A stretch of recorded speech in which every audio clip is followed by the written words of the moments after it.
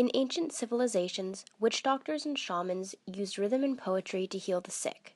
The artful and soothing sounds of poetry have long had a positive effect on people. In the words of poet Wallace Stevens, the purpose of poetry is to contribute to man's happiness. All people have the ability to connect to poems because we all experience universal emotions. When these emotions are explained in extremes through poetry, the reader can connect their own experiences to those of the speaker. The poet Elizabeth Drew believes that we as humans are attracted to a poem because it makes us feel as if someone is listening to us. Being listened to and getting out complex emotions functions as an effective version of psychotherapy. The act of writing words on a paper fosters self-esteem and one's truths. One such writer who tried to heal her soul through the written word was the Amherst-born Emily Dickinson. As Miss Dickinson grew older, she isolated herself more and more from the outside world, likely due to an undiagnosed mental illness such as anxiety or depression. With the knowledge she could be sent to a mental institution as a result of her feelings if she spoke to anyone about them, Dickinson's only way to process her thoughts was through writing. Despite these struggles, her prolific poetry gave her a sense of connection and control. Of her almost 1,800 poems, many demonstrate a sense of catharsis or healing through hope. Now we look into two of Dickinson's more famous pieces, I Felt a Funeral in My Brain and Hope is the Thing with Feathers, in order to investigate her use of poetry as an emotional outlet on a path towards wellness. Much of Dickinson's poetry has darker themes focused on dilemmas and depression. However, the healing power of poetry is not limited just to light and happy pieces, but rather can be found in both extremes. As Aristotle taught, art can be used to create a sense of catharsis in which one witnesses negative emotion to purge anger and/or sadness to be cleansed, thereby releasing emotional tension and bringing the individual an awareness and a better understanding of their own thoughts and feelings, and providing relief from internal struggle.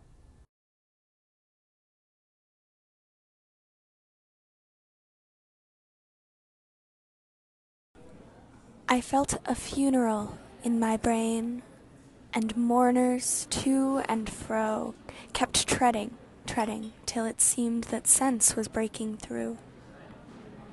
And when they all were seated, a service like a drum kept beating till I thought my mind was going numb.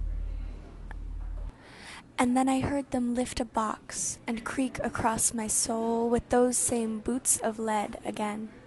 Then space began to toll. As all the heavens were a bell, and being but an ear, and I and silence some strange race wrecked solitary here. And then a plank in reason broke, and I dropped down and down, and hit a world at every plunge, and finished knowing then.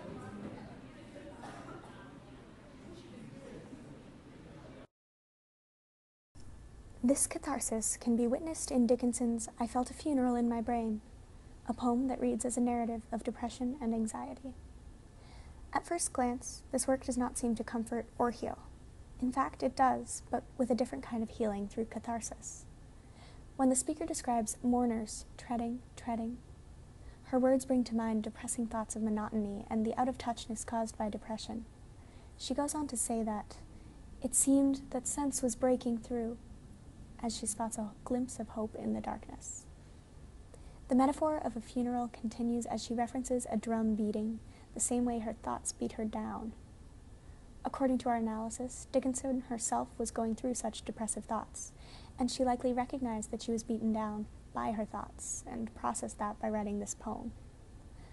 I Felt a Funeral in My Brain contains not only themes of depression, but also of anxiety, for the speaker describes the creaking of the door as an uncomfortable experience she is helpless to stop, even at her own funeral.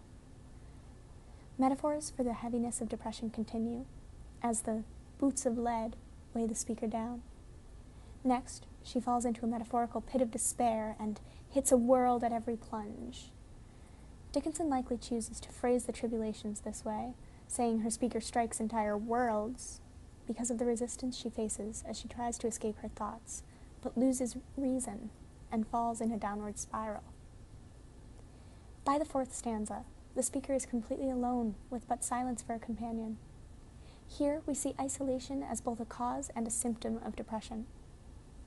When the plank in reason breaks, the glimpse of hope or sense spotted earlier in the poem is now officially long gone. Despite the grim content and tone of this poem, I Felt a Funeral in My Brain still has the impact of healing. For Emily Dickinson, writing down her thoughts and overwhelming emotion allowed her to acknowledge for the first time the way that she felt. To have faced what was happening, even in writing, likely functioned as a form of psychotherapy when she had no chance at external help. Additionally, for the audience, poems like I Felt a Funeral in My Brain remind people going through grief or depression that they are not alone. Therefore, the cathartic effect of such poetry applies not only to the writer, but to the reader as well. Not all of Emily Dickinson's poems surround a person in sadness. Others, such as Hope is a Thing with Feathers, allow Dickinson and a reader to feel uplifted by the promise of hope. Hope is the thing with feathers that perches in the soul and sings the tune without the words and never stops at all.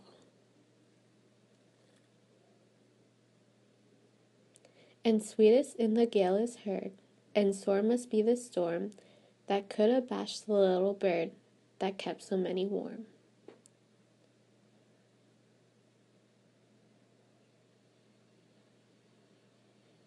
I've heard it in the chillest land and on the strangest sea, yet never in extremity it asked a crumb of me.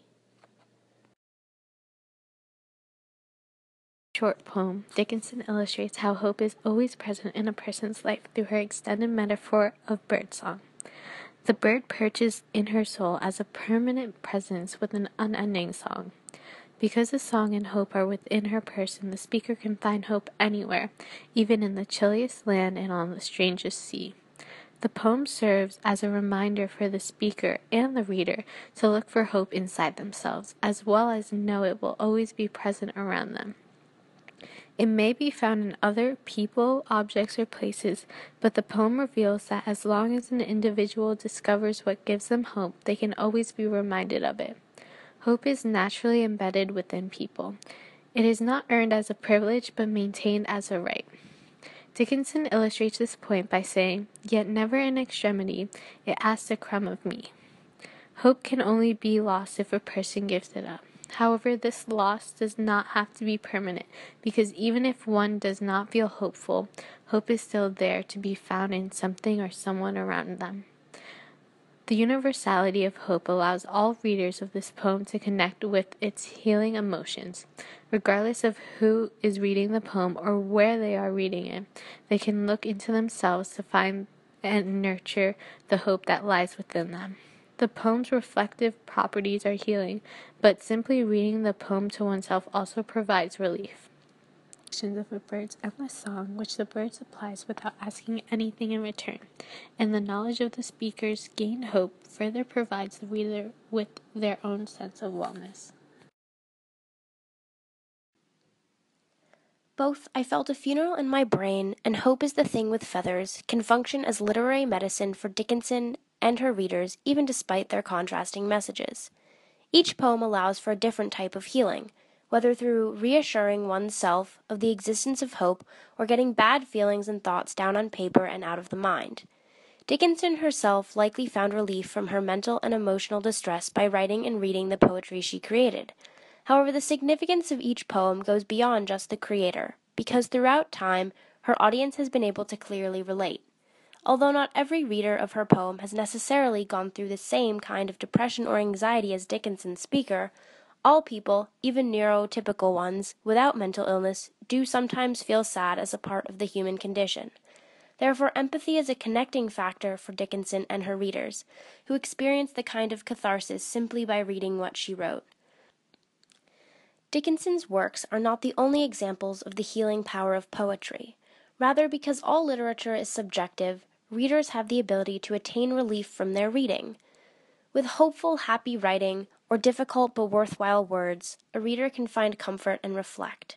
Therefore, through both hope and catharsis, poetry becomes a form of alternative medicine for readers and writers alike.